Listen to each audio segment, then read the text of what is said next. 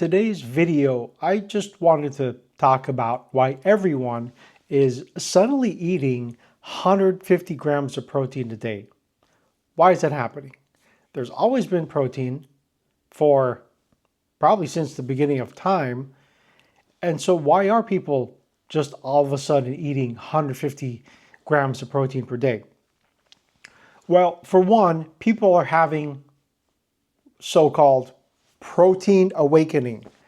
And protein awakening is where people are starting to realize that they're eating way too many fats, way too many carbs, and that protein is actually a very important macronutrient.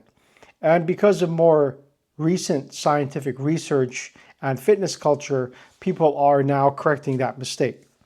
And people are also realizing that if you want to do a body recomposition, that protein is the primary macronutrient that needs to be taken into consideration. Also, with protein, as I said before in other videos, it is the primary macronutrient that does preserve muscle.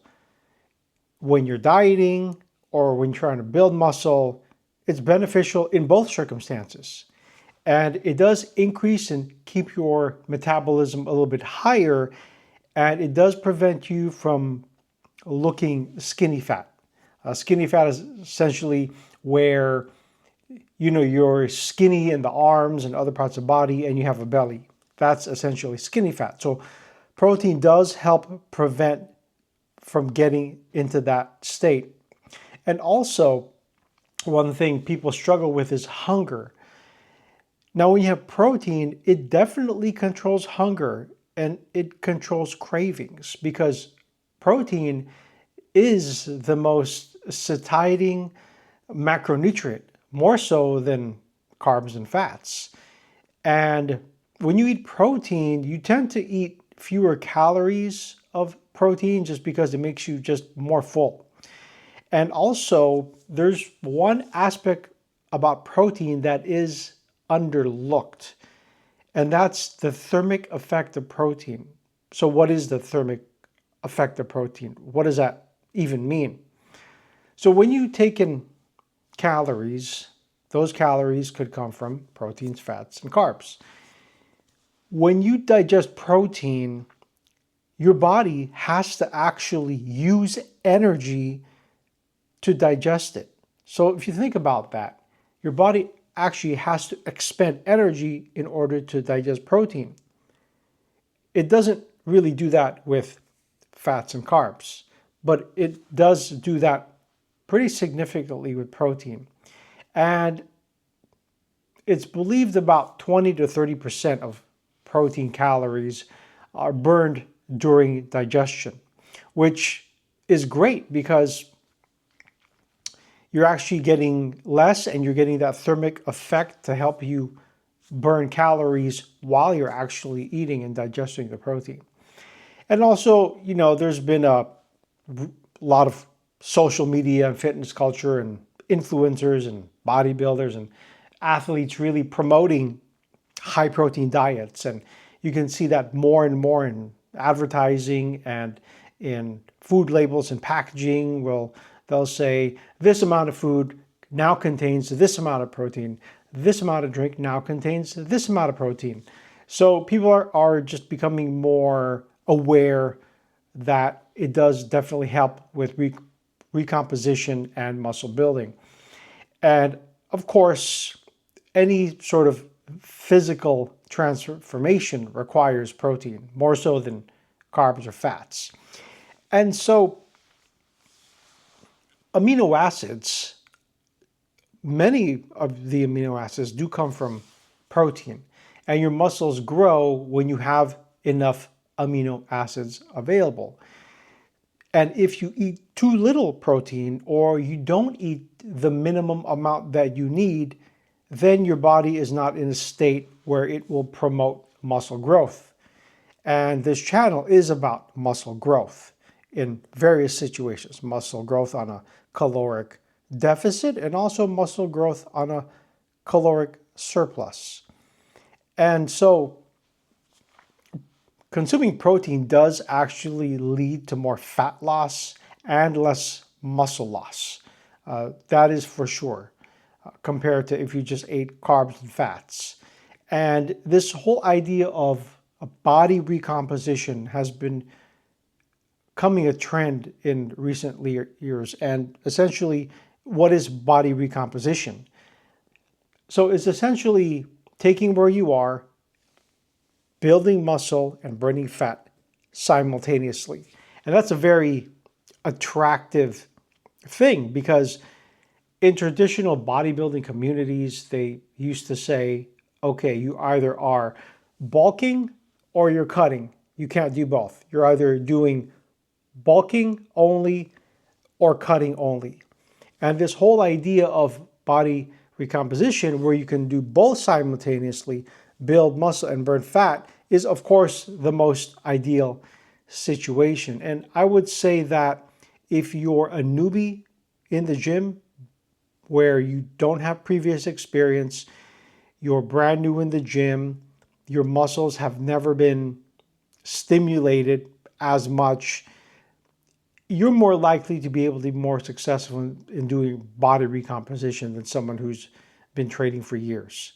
So definitely for you guys out there that are new and just don't have a lot of experience, that are brand new in the gym, body recomposition is definitely a real thing, where I can help you, show you a diet plan and also exercise plan to help you lose fat and build muscle at the same time. And also for those out there that are more seniors, I don't want to say old per se, but are more advanced age, protein definitely does help. And even when you're older, you actually need more protein, because there's this age-related muscle loss called sarcopenia, where for every decade that you age, you lose more and more muscle. And that does reduce your lifespan.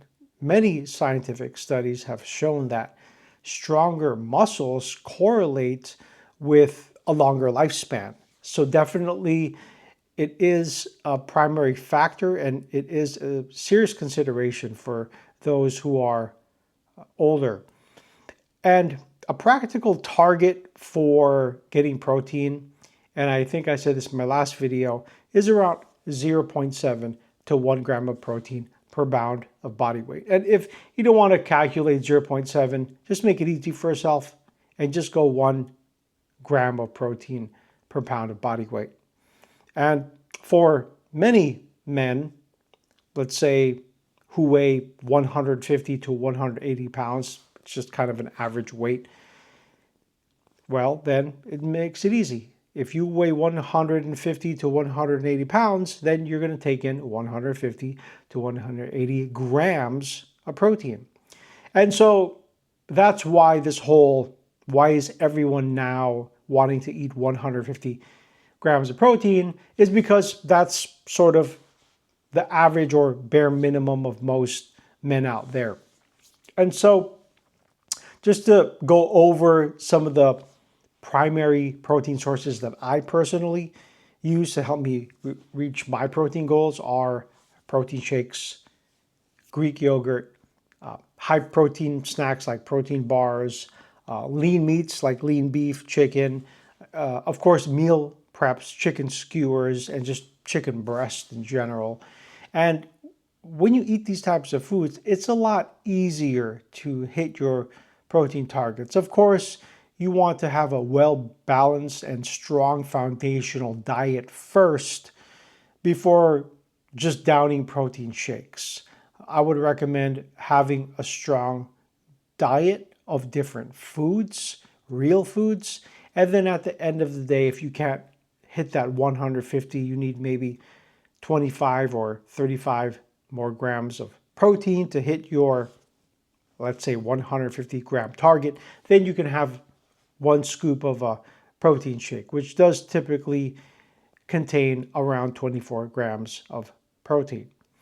So if you want to build muscle and burn fat and maintain an athletic physique, protein is absolutely essential and it is non-negotiable. And also you want to time it right and have protein in every meal. You don't just want to have mostly carbs and mostly fats for the entirety of the day and then think that you're going to consume 150 grams of protein in the very last meal of the day for dinner. That's not good either. You want to fuel your body consistently and give your body enough time to absorb and to utilize the protein consistently throughout the day. So if you want to look athletic, you want to look lean, and you want to look strong, then please subscribe to my channel. Hit the like button if you like this information, and share this video if you found this video helpful. And I'll see you guys on the next one.